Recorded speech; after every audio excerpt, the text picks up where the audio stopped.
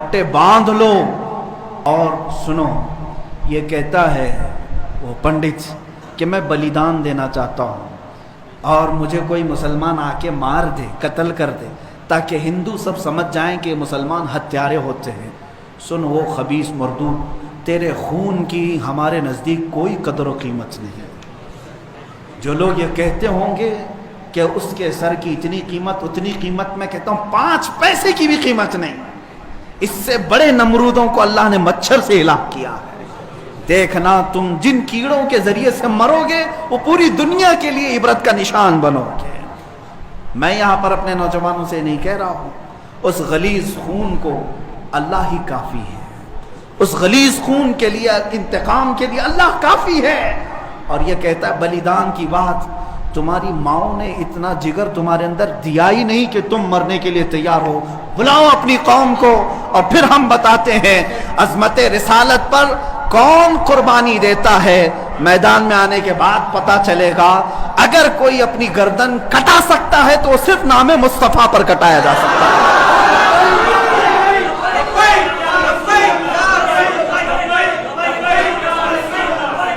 حسن یوسف پہ کٹی مصر میں انگشت زنا، سر کٹاتے ہیں تیرے نام پہ مردان عرب. وہ صحابہ کٹاتے تھے اور بتاتے تھے. آج اگر وہ پنڈت وہاں بیٹھ کر کے کہتا ہے کہ میں بلیدان دینا چاہتا ہوں، تو اپنی کوٹھے میں بیٹھ کر بلیدان دے لے، تیرے اپنے گھر میں. لیکن میں جانتا ہوں کہ 1 لاکھ کیا، ابھی اگر میں ہندوستان کے نوجوانوں کو آواز دے دوں تو پوری دلی کی سرزمین بھر جائے گی. انشاءاللہ العزیز سارے نوجوانوں کے سر بھی وہاں پر لہرائیں گے. میں انشاءاللہ عنقریب اعلان کرنے والا ہوں کہ اے نوجوانوں، کیا تم میری اس بات پر لبیک کہتے ہو کہ کیا تم میری اس بات پر آواز دے کر لبیک کہتے ہو کہ اگر حکومت وقت نے اس ملعون کو گرفتار نہیں کیا یا عظمت رسالت پر بھونکنے والوں کے گلے میں پٹا نہیں ڈالا تو ہندوستان کے ہر کونے سے مسلمان اپنے سر پر کفن باندھ کر دلی پہنچے؟ آپ تیار ہیں اس بات کے لیے؟ انشاءاللہ العزیز اگر سر کٹے گا، اے مسلمانوں گھبرانا نہیں. سب سے پہلے اس فقیر کا سر جائے گا انشاءاللہ. سب سے پہلے ہماری گردن کٹے گی. اور یہ مرنا تو ہے ہی آج یا کل. اپنے بستر پر ایڑیاں رگڑ رگڑ کر مرنے سے تو بہتر ہے میرے مصطفیٰ کی عظمت کا پرچم بلند کر کے دنیا سے جائے. اس لیے کہ فرشتے بھی ہماری لاشوں کے استقبال کے لیے تیار، فرشتے بھی ہماری لاشوں کے استقبال کے لیے تیار ہوں. اس لیے کہ فرشتے بھی یہ کہیں گے یہ عام آدمی کی لاش نہیں آ رہی ہے، میرے نبی پاک پر اپنا خون نچھاور کرنے والا آ رہا ہے. اور انشاءاللہ العزیز انشاءاللہ وہ پنڈت اپنے بزدلوں کو جمع کرنے کی کوشش کر رہا ہے. اور ابھی میں نے دیکھا ایک ویڈیو نشر کر کے وہ کہتا ہے ہندو بھائیوں سے میں کہتا ہوں کہ تم اپنی قربانی کے لیے تیار ہو جاؤ. کیوں زہر پھیلا رہے ہو؟ کیوں زہر پھیلا رہے ہو ہندوستان میں؟ ہم نے کبھی لڑنے کا یا جہاد کا اعلان نہیں کیا. اب تک ہمارے کسی عالم نے اعلان نہیں کیا. امن کے ساتھ رہنے کی تلقین اسلام نے بھی دی ہے. حضور نے خود فرمایا ہے جنگ کی تمنا مت کرو، جنگ کی لا تتمنوا لقاء عدوکم. میرے آقا فرماتے ہیں دشمنوں سے مٹبھیڑ کرنے کا، جنگ کرنے کا ارادہ مت کرنا، تمنا مت کرنا. ہاں اگر ان کی طرف سے آ جائے تو پھر قدم بھی پیچھے مت لینا، پھر قدم پیچھے نہیں لینا. اس وقت پھر تم سمجھ لینا تمہارے ساتھ کون ہوگا. پرائم منسٹر آئے گا، ہوم منسٹر آئے گا، سی ایم آئے گا، یہ سب اسی کوٹھے کے لوگ ہیں. اے مسلمانوں فخر کے ساتھ آنا، تمہارے ساتھ کوئی اہل سیاست نہیں آئے گا. تمہارے پیٹھ پیچھے رسول اللہ کی ذات ہوگی اور تمہارے سر پر اللہ رب العزت کی عنایت ہوگی.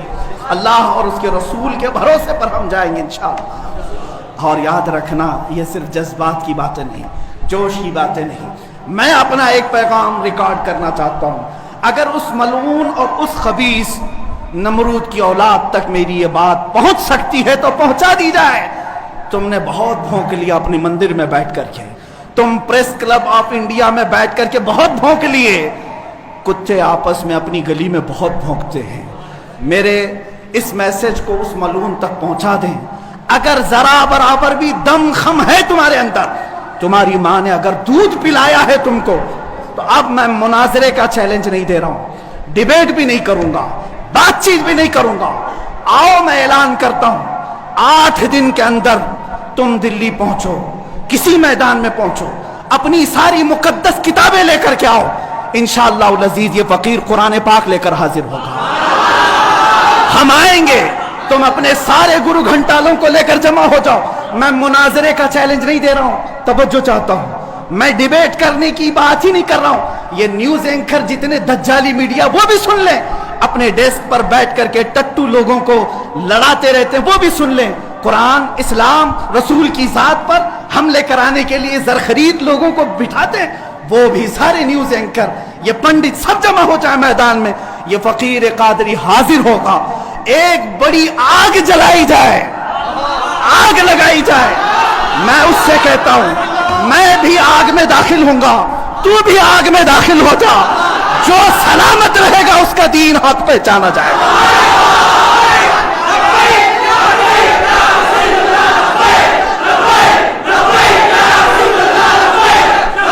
बहुत हो गया है मुसलमानों, बहुत हो गया एहतजाज, बहुत हो गए प्रोटेस्ट, बहुत हो गए इनसे मुतालबे करना कि इसको गिरफ्तार करो, इसका सर चाहिए। आओ आज आर पार की बात कर लेते हैं। जमाना गुजर गया, 800 साल हो गए। सरकार गरीब नवाज को भी यही चैलेंज किया गया था।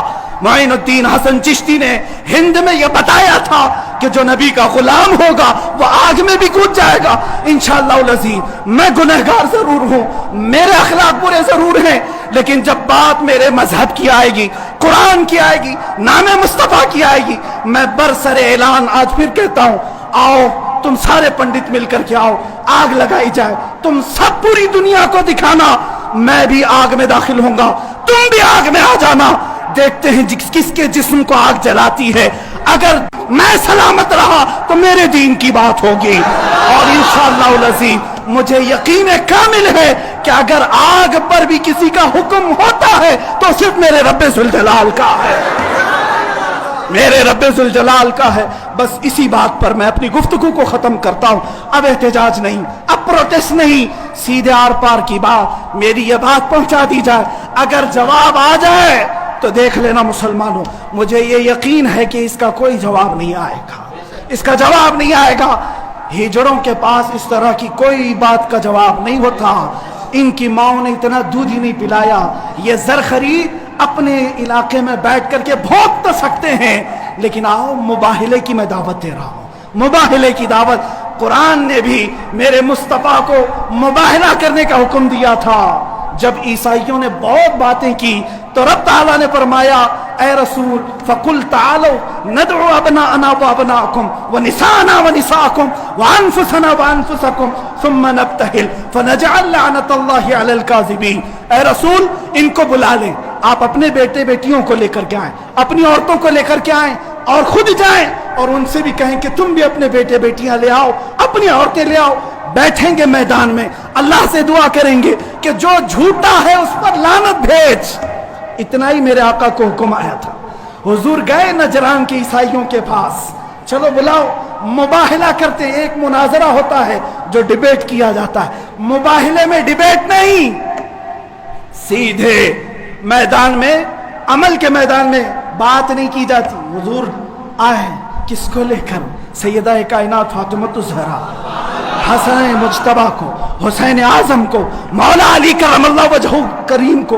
5 लोग आए थे। नजरान के ईसाइयों ने पहले तो मान लिया था चैलेंज।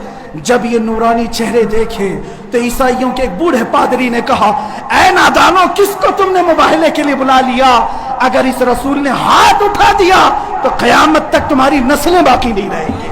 और मुझे मेरे मुस्तफ़ा के उस मुबाहिले की बरकत से यकीन है, लेकिन मेरे मुस्तफ़ा की निस्बत मेरे साथ मौजूद है, मेरे पीरो मुर्शिद की निस्बत मेरे लिए काफ़ी है। इंशाअल्लाह अज़ीज़ मुबाहिले के लिए फ़कीर हाजिर होगा।